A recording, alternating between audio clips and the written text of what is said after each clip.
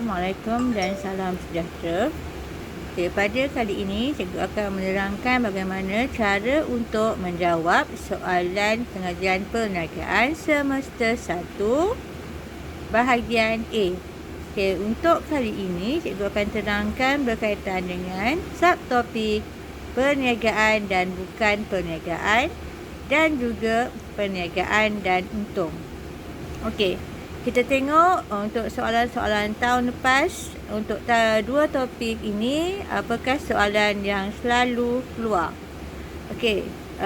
Ini yang cikgu ambil daripada STPM 2014 hingga 2016 dan juga ulangan 2013.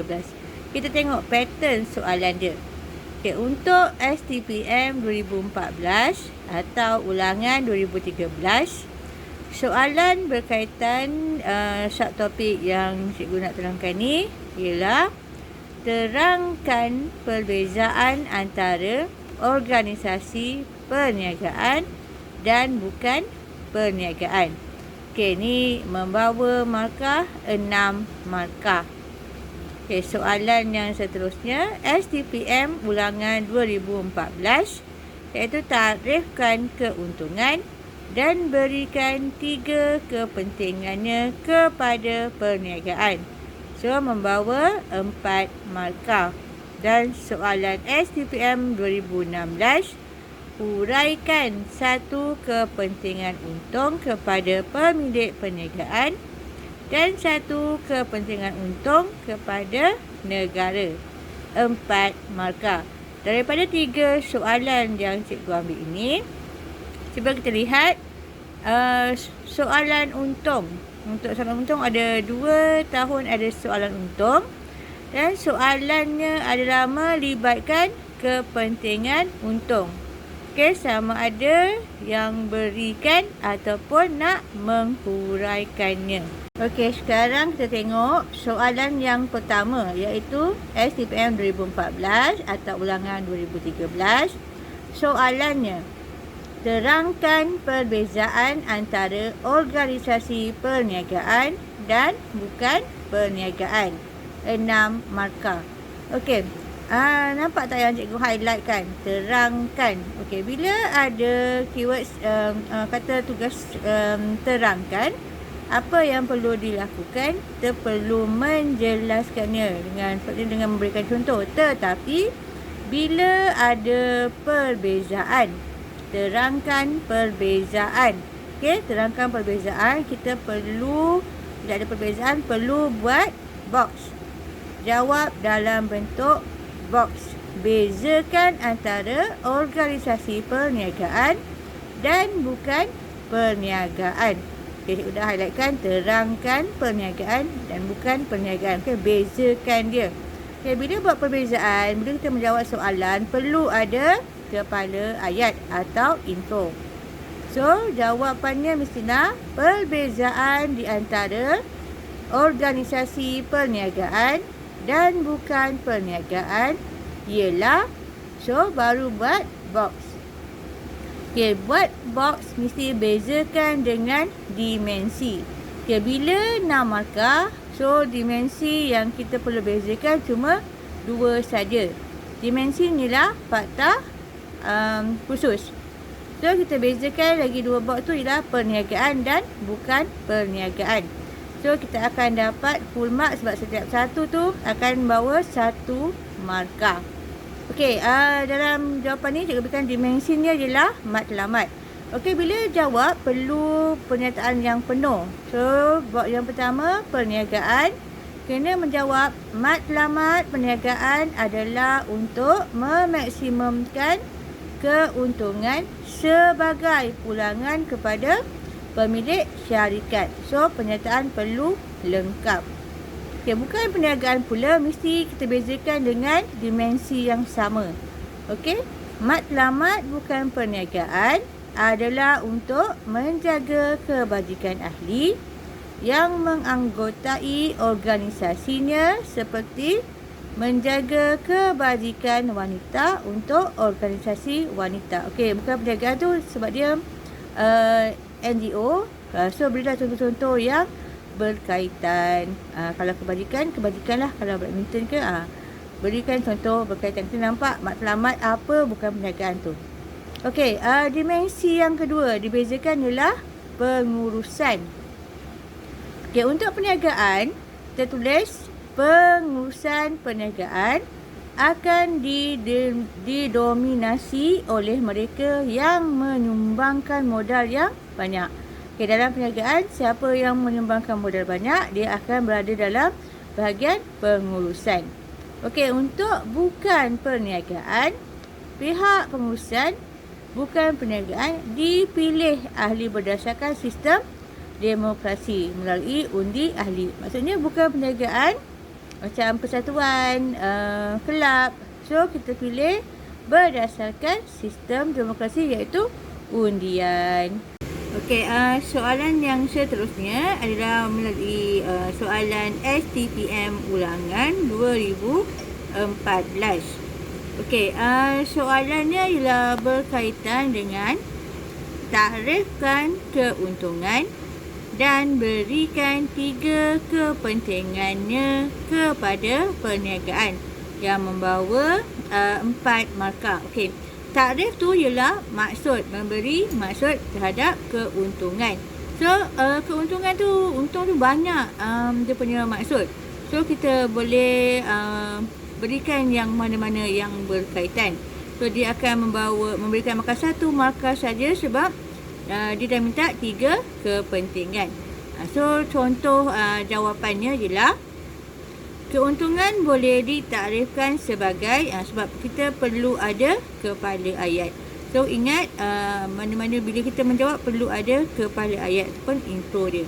Okey, keuntungan boleh ditakrifkan sebagai pulangan yang diterima daripada aktiviti perniagaan di mana jumlah hasil perniagaan melebihi jumlah kos perniagaan. So, ini akan membawa 1 markah. Nyataan yang lengkap dapat markah penuh. Okey, sebenarnya ada 2 soalan. Satu takrif, satu lagi berikan 3 kepentingan. So, untuk soalan yang seterusnya, 3 kepentingan untung. So, bila dia kata 2 ke 3 ke, perlu letak 2 ke 3 ke mengikut soalan. Sebab dia dah kasih number. Kalau letak lebih, kita tak akan baca jawapan yang seterusnya. Okey, 3 kepentingan untung ialah sumber modal. So, bila dia kata berikan, kita kena buat dalam satu pernyataan yang lengkap bagi membolehkan kita mendapat 1 markah. Okey, sumber modal yang digunakan oleh perniagaan untuk mengembangkan perniagaan. Okey, kepentingan yang kedua, lambang kepada kejayaan perniagaan di mana ia merupakan lambang kejayaan yang telah berjaya, kejayaan perniagaan yang telah berjaya diuruskan dengan baik.